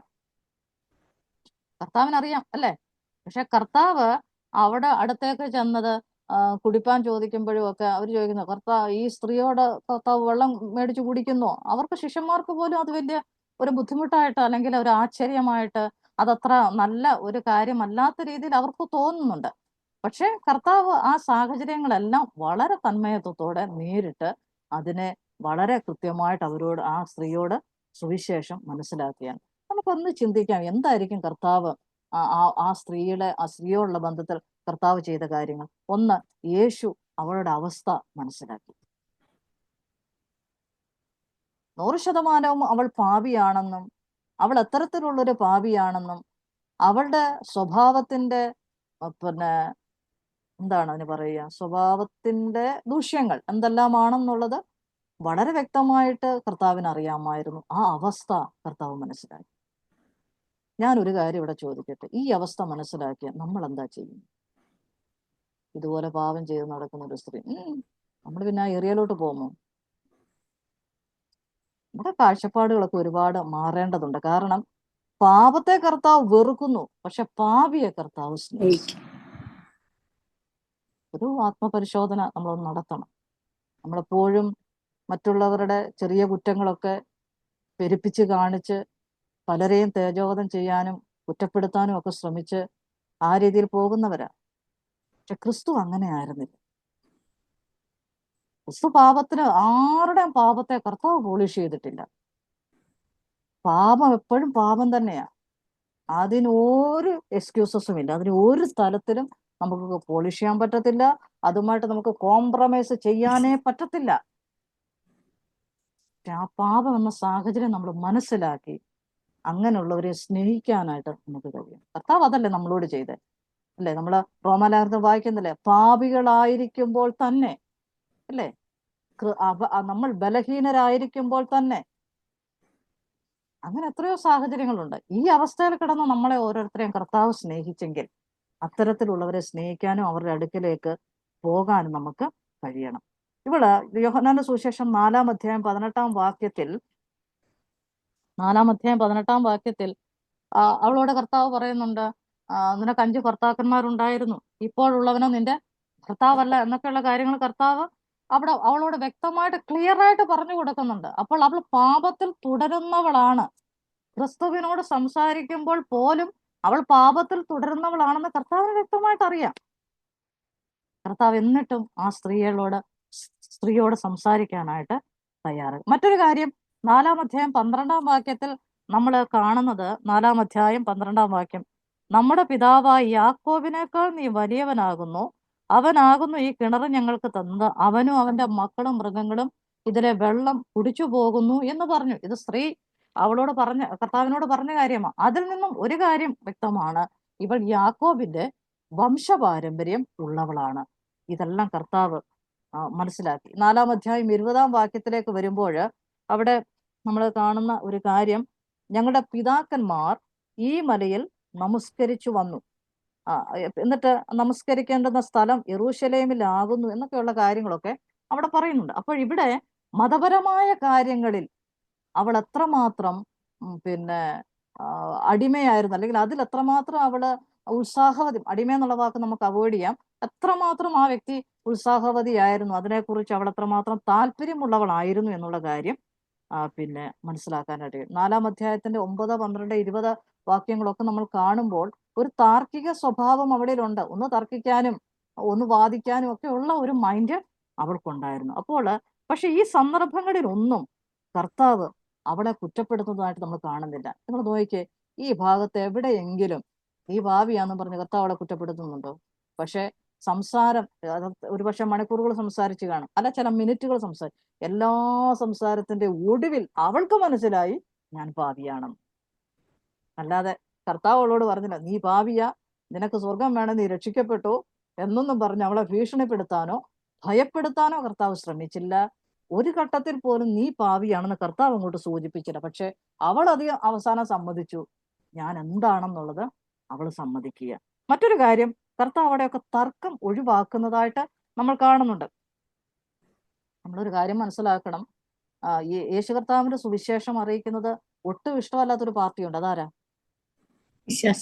പിശാചിന് ഒട്ടും ഇഷ്ടമല്ല, സാത്താൻ ഒട്ടും ഇഷ്ടമല്ല അത്.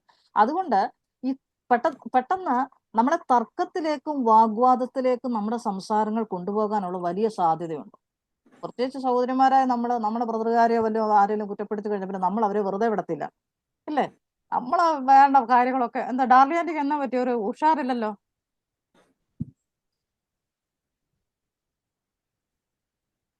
തിരക്കാണോ?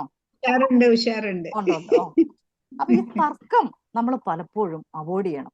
നമ്മൾ പോലൊക്കെ പറഞ്ഞു കഴിഞ്ഞാൽ പിന്നെ നമ്മളും തിരിച്ച് നല്ല വർത്താനമൊക്കെ പറയും. പണ്ട് എനിക്കും അങ്ങനെ സംഭവിച്ചിട്ടുണ്ട്. കുറെ വർഷങ്ങൾക്ക് മുമ്പാണ് ഒരു കത്തോലിക്ക ഭവനത്തിൽ ചെന്ന സമയത്ത് നിങ്ങളുടെ ഉപദേശിമാരൊക്കെ അങ്ങനെയാണ്, ഞാൻ കുറെ കാര്യങ്ങൾ അദ്ദേഹം ഇങ്ങോട്ട് പല കാര്യങ്ങളും ഇങ്ങനെ പറഞ്ഞു. അപ്പൊ ഈ അഭയ കേസിന്റെ പിന്നെ കേസിന്റെ ആ ഒരു മൂർധന്യാസം നിൽക്കുന്ന സമയം ഞാൻ പറഞ്ഞു, അതിപ്പം ബ്രദറുകാരുടെ മാത്രമല്ലല്ലോ ഉള്ളത്, നിങ്ങളുടെ കത്തോലിക്കരുടെ, ഇതുകൊണ്ട് അഭയ സിസ്റ്ററെ നിങ്ങളെല്ലാം കൂടെ കൊന്നില്ലേ എന്ന് ഞാനും തിരിച്ചു പറഞ്ഞു. പക്ഷെ അതോടുകൂടെ പുള്ളിയുടെ ആർഗ്യുമെന്റ് അവിടെ അവസാനിച്ചു. പക്ഷെ എനിക്ക് പിന്നീട് അത് കുറ്റബോധം ഉണ്ടായി, കാരണം അതെന്റെ ആവശ്യമില്ലായിരുന്നു. അത് കൂടുന്ന നമ്മളെ ഇങ്ങനെ ഭയങ്കരമായിട്ട് ഇങ്ങനെ ബ്ലെയിം ചെയ്തുകൊണ്ടിരുന്നപ്പോൾ ഞാനൊന്ന് രക്ഷപ്പെടാൻ വേണ്ടി പറഞ്ഞതാ. പക്ഷെ എനിക്ക് പിന്നീട് അത് വേണ്ടിയിരുന്നില്ല, കുറെ കൂടെ സൗമ്യത അവിടെ പാലിക്കാമായിരുന്നു എന്ന് എനിക്ക് തോന്നി. പക്ഷെ അന്നേരം പിന്നെ അവസാനം അദ്ദേഹം പറഞ്ഞു, ശരിയാ, ഇതൊക്കെ എല്ലായിടത്തും ഉണ്ടെന്ന് അദ്ദേഹം പറഞ്ഞു. പക്ഷെ എനിക്ക് അന്ന് രാത്രി സത്യം പറഞ്ഞാൽ എനിക്ക് ഉറങ്ങാൻ പറ്റിയില്ല. കുറെ കൂടെ സൗമ്യമായിട്ട് കാര്യങ്ങൾ പറയാമായിരുന്നു. ഞാൻ അത്ര ദേഷ്യത്തിലൊന്നും അല്ല പറഞ്ഞത്, എന്നിട്ട് പോലും എനിക്കത് വലിയൊരു കുറ്റബോധമായിട്ട് മാറി. അപ്പൊ നമ്മൾ മനസ്സിലാക്കേണ്ട കാര്യം, ഭയങ്കരമായിട്ട് തർക്കം ഉണ്ടാകാൻ സാധ്യതയുള്ള ഒരു മേഖലയാണിത്. അപ്പൊ ഇത് പലപ്പോഴും യഥാർത്ഥ സുവിശേഷം ആ വ്യക്തി കേൾക്കുന്നതിന് അതൊരു തടസ്സമായിട്ട് മാറും. അപ്പൊ അതിനുള്ള സാഹചര്യങ്ങൾ ഉണ്ടാവാതെ പിന്നെ ഇങ്ങനെ തർക്കം അങ്ങോട്ട് മൂത്ത് പിന്നെ ആരെയും പിടിച്ചു നിർത്താൻ കഴിയാതെ വല്ലാത്തൊരു അന്തരീക്ഷത്തിലേക്ക് കാര്യങ്ങൾ മാറിപ്പോകും. അപ്പൊ ആ ഒരു അവസ്ഥ വരാതെ നമ്മൾ വളരെയധികം ശ്രദ്ധയോടുകൂടെ വേണം ഇത് കൈകാര്യം ചെയ്യാനായിട്ട്. അപ്പൊ കർത്താവായ യേശുക്രിസ്തുവിന് വേണമെങ്കിൽ അവളോട് തർക്കിച്ചും വാദിച്ചും ഒക്കെ ജയിക്കാമായിരുന്നു. പക്ഷെ വളരെ സൗമ്യനായിട്ട് കർത്താവ് അവിടെ മറുപടി കൊടുക്കുന്നു.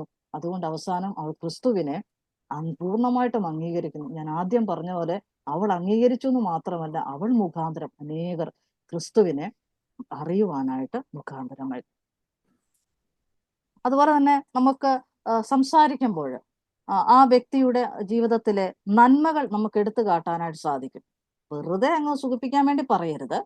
ഒരുമാതിരി മാന്യമായിട്ട് നല്ല രീതിയിലും ഒക്കെ നമ്മളത് പിന്നെ അവരോട് പറയാനായിട്ട് അവിടോട്ട് ചെന്ന് വെച്ചാൽ നിങ്ങൾ വലിയ പുള്ളി നല്ല കുഴപ്പമില്ല കേട്ടോ അതായത് ചുമ്മാ കിടന്നൊക്കെ നമ്മൾ പുകഴ്ത്തലും വാഴ്ത്തലും ഒന്നും നടത്തരുത്. അപ്പൊ അവർക്ക് മനസ്സിലായി ഇതൊക്കെ നമ്പറാ, ഞങ്ങളെ വീഴ്ത്താൻ വേണ്ടിയുള്ള ഇവരുടെ തന്ത്രമാണത്. അതല്ല, നമ്മൾ സംസാരിച്ചു വരുന്ന സംസാര മധ്യേ ഉപയുക്തമെന്ന് തോന്നുന്നത് സന്ദർഭോചിതമായിട്ട് വളരെ ശ്രദ്ധാപൂർവം അവരെ കുറിച്ച് നന്മകൾ പിന്നെ എടുത്ത് കാണിക്കാനായിട്ട് നമ്മൾ ശ്രമിക്കണം. അപ്പം കർത്താവിനോട് അവൾ പറയുന്നുണ്ട്, എനിക്ക് ഭർത്താവില്ല എന്ന് പറയുന്നുണ്ട്. അപ്പൊ കർത്താവ് അവിടെ പറയുന്നത്, എനിക്ക് ഭർത്താവില്ല എന്ന് നീ പറഞ്ഞത് ശരി. ഫസ്റ്റ് ഓഫ് ഓൾ കർത്താവ് അതിനെ 100% സപ്പോർട്ട് ചെയ്തിട്ടാണ് അടുത്ത കാര്യം പറയുന്നത്. പക്ഷെ മനസ്സിലായോ? അല്ല, കർത്താവ് ഉടനെ ആര് പറഞ്ഞു നിനക്ക് ഭർത്താവില്ലെന്ന്? നീ എന്നോടാണോ കള്ളം പറയുന്നത്? എനിക്കറിയാലോ നിനക്ക് എത്ര ഭർത്താക്കന്മാരുണ്ടത് എന്ന് പറഞ്ഞ് ഒരു വീരവാദം നടത്തി മാന്യനാകാനോ മിടുക്കനാകാനോ അല്ല കർത്താവ് അവിടെ ശ്രമിക്കുന്നത്. കർത്താവ് ഡെഫിനറ്റ്ലി പറഞ്ഞു, യെസ്, നിനക്ക് ഭർത്താവില്ല, അത് നീ പറഞ്ഞത് സത്യമാണ്. പക്ഷെ ഇങ്ങനാണ് കാര്യം. അങ്ങോട്ട് വളരെ സമാധാനപരമായിട്ട് പറഞ്ഞു കൊടുത്തപ്പോ അവൾക്ക് കാര്യം പിടികിട്ടി. എന്റെ മുമ്പിൽ നിൽക്കുന്ന ഈ വ്യക്തി നിസ്സാരക്കാരനല്ല. അവള് സകലതും തിരിച്ചറിഞ്ഞു. അവളുടെ ഹൃദയത്തിൽ വലിയ ആത്മസന്തോഷം ഉണ്ടാവുക. പ്രിയപ്പെട്ടവരെ, ഒരുപക്ഷെ വളരെ ശ്രദ്ധയോടെ ചെയ്താൽ എത്ര സന്തോഷകരമായ മധുരമുള്ള ഒരു മേഖലയാണെന്നറിയാമോ ഈ ആളാമ്പ്രതി വേല എന്ന് പറയുന്നത്. മറ്റൊരു കാര്യമെന്ന് പറയുന്നത്, ഈ വ്യക്തിയുമായിട്ട് സുവിശേഷം പങ്കുവെക്കുമ്പോൾ ഈ തർക്ക വിഷയങ്ങൾ പോലെ വരാൻ സാധ്യതയുള്ള ഒരു വിഷയമാണ് മെയിൻ വിഷയത്തിൽ നിന്നും മാറി സഞ്ചരിക്കാനുള്ള ഒരു പ്രവണത.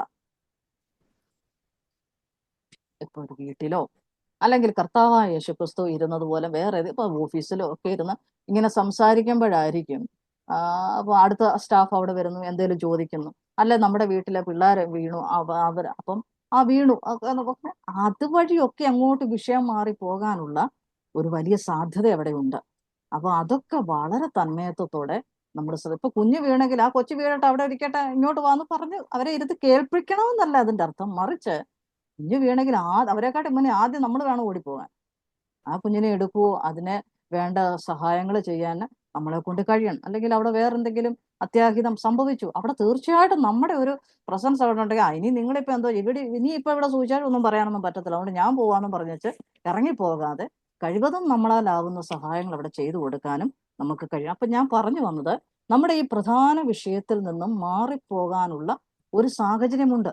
ആ സാഹചര്യത്തെ നമ്മൾ വ്യക്തമായിട്ട് മനസ്സിലാക്കി നമ്മൾ ഈ ശുശ്രൂഷ ചെയ്യേണ്ടതാണ്.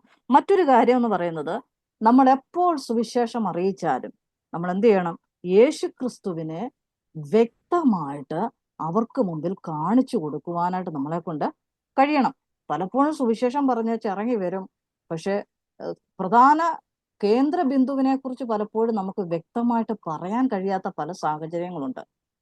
അപ്പൊ അത് ഉണ്ടാവരുത്. ഈ തർക്കം വരിക, പ്രധാന വിഷയത്തിൽ നിന്ന് മാറിപ്പോവുക, അപ്പൊ അതുപോലെ യേശുക്രിസ്തുവിനെ കുറിച്ച് വേണ്ടത്ര രീതിയിൽ അവരോട് പറയാൻ കഴിയാതിരിക്കുക, ഇതെല്ലാം ഒരു വലിയ പ്രശ്നങ്ങൾ തന്നെയാണ്. കർത്താവിനെ കുറിച്ച് യേശുക്രിസ്തു രക്ഷകനാണെങ്കിൽ ആ വിഷയങ്ങൾ നമ്മളെ വളരെ ക്ലിയർ ആയിട്ട് അവർക്ക് പറഞ്ഞു കൊടുക്കണം.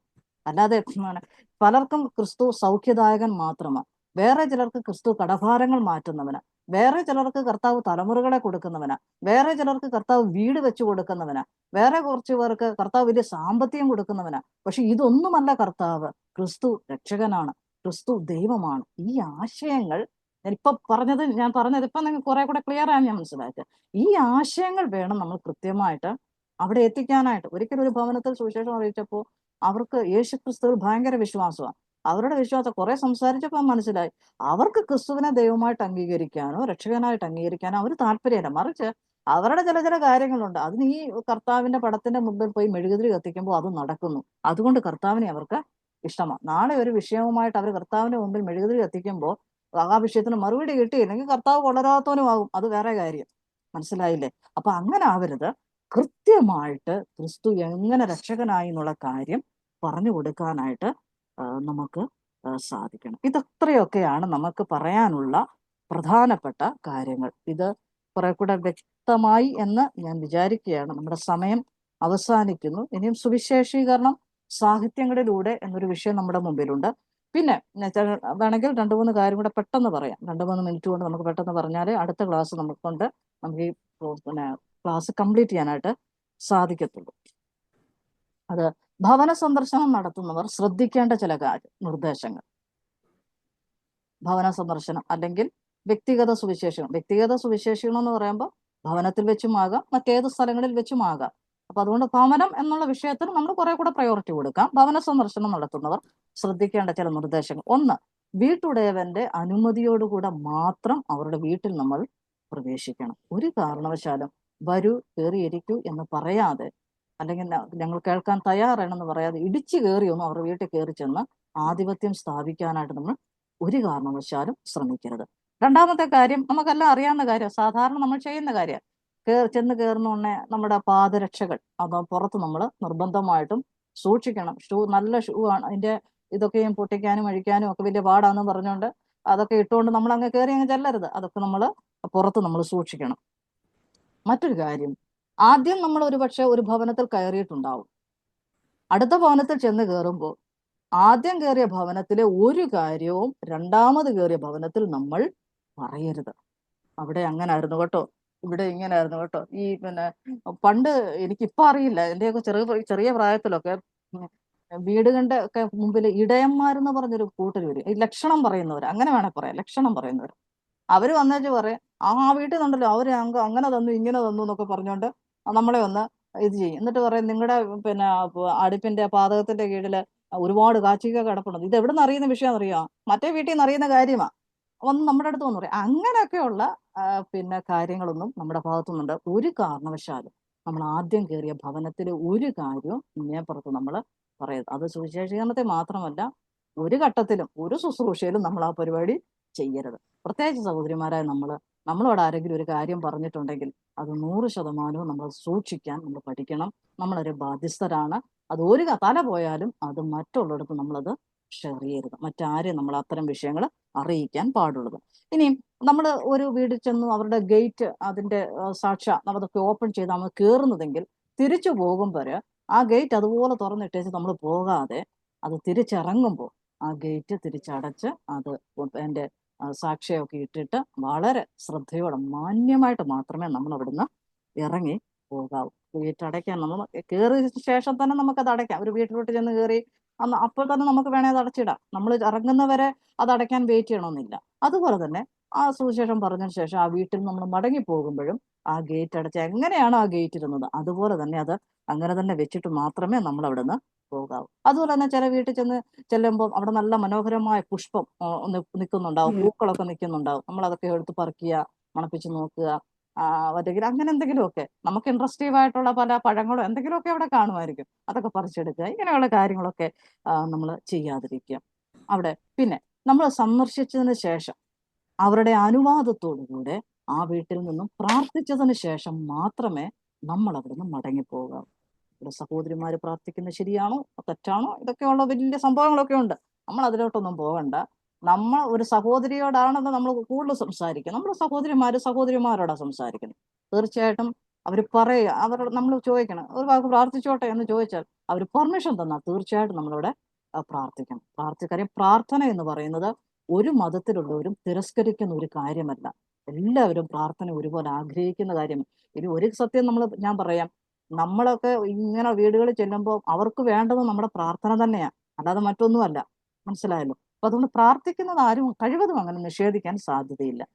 മറ്റൊന്ന്, ഈ പ്രാർത്ഥിക്കുമ്പോൾ ശ്രദ്ധിക്കേണ്ട ഒരു കാര്യം, വീടിന്റെ പശ്ചാത്തലം മനസ്സിലാക്കി വേണം നമ്മൾ പ്രാർത്ഥിക്കാനായിട്ട്. വീട്ടുടയവൻ അല്ലെങ്കിൽ ആ കുടുംബനാഥൻ അദ്ദേഹം മരണപ്പെട്ടിട്ടുള്ള വ്യക്തിയാണെങ്കിൽ അദ്ദേഹത്തിന് വേണ്ടി നമ്മൾ ഒരിക്കലും പ്രാർത്ഥിക്കരുത്. മരിച്ചു പോയവർക്ക് വേണ്ടി പ്രാർത്ഥിക്കുന്നവരുണ്ട്, പക്ഷെ നമ്മൾ അങ്ങനെ പ്രാർത്ഥിക്കാറില്ല. അതുകൊണ്ട് മരിച്ചുപോയ ആ, കുടുംബനാഥനുള്ള വീട്ടിൽ ചെന്നിട്ട് കർത്താവ് ഇവിടുത്തെ അങ്കിളിനെ അനുഗ്രഹിക്കണമേ, അദ്ദേഹത്തിന്റെ ജോലി കാര്യങ്ങളൊക്കെ കൂടി ഒന്ന് സഹായിക്കണമേ, അദ്ദേഹത്തിന്റെ പോക്കിലും വരവിലും കർത്താവിന്റെ സാന്നിധ്യം ഉണ്ടാവണമേ എന്നൊന്നും നമ്മൾ പ്രാർത്ഥിച്ചു. അതുപോലെ മക്കളില്ലാത്ത വീടുകളിൽ ചെന്ന് കർത്താവെ അവർക്ക് ദാനമായി കൊടുത്തിരിക്കുന്ന കുഞ്ഞുങ്ങളെല്ലാം ഞങ്ങൾ ദൈവകരങ്ങളിലേക്ക് ഏൽപ്പിക്കുന്ന, അവരുടെ പഠിത്തം അവരുടെ അല്ല ഓർത്ത് നമ്മൾ പ്രാർത്ഥിക്കുക. അങ്ങനെയൊന്നും നമ്മൾ ചെയ്യുന്നത് കൊണ്ട് ഇങ്ങനെയുള്ള പല അബദ്ധങ്ങളും നടന്നിട്ടുള്ളത് കൊണ്ടാണ് ഞാനത് തുറന്നു പറയുന്നത് കേട്ടോ.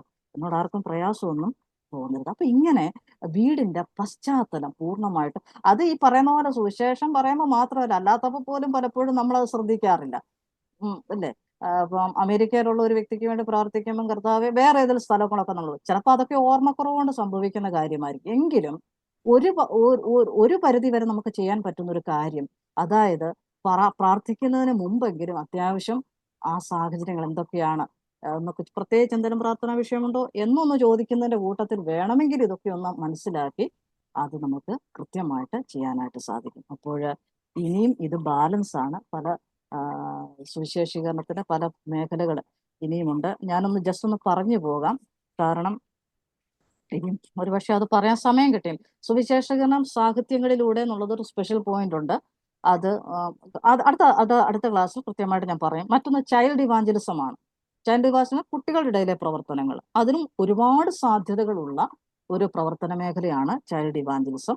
പിന്നെ ഭവന സന്ദർശനം, അതും ഒരു വളരെ പ്രധാനപ്പെട്ട മേഖല തന്നെയാണ്. അപ്പോൾ കർത്താവ് നമ്മെ എല്ലാവരെയും സഹായിക്കട്ടെ. നമ്മുടെ സമയം തീർന്നിരിക്കുന്നു. എല്ലാവരുടെയും സഹകരണത്തിന് നന്ദി. തുടർന്നും എന്നെ ഓർത്തും ഈ ശുശ്രൂഷയെ ഓർത്തും എല്ലാവരും പ്രാർത്ഥിക്കണമെന്ന് അപേക്ഷിക്കുന്നു. കർത്താവ് നമ്മെ സഹായിക്കട്ടെ. താങ്ക് യു ചേച്ചി. വളരെ മനോഹരമായിട്ട്, വളരെ സിസ്റ്റമാറ്റിക് ആയിട്ടും നമുക്ക് സുവിശേഷീകരണത്തെ കുറിച്ച് പഠിക്കുവാനായിട്ട്, പ്രാക്ടിക്കലായിട്ട് ഒത്തിരി കാര്യങ്ങൾ കേൾക്കുവാനായിട്ടും പഠിക്കുവാനായിട്ടും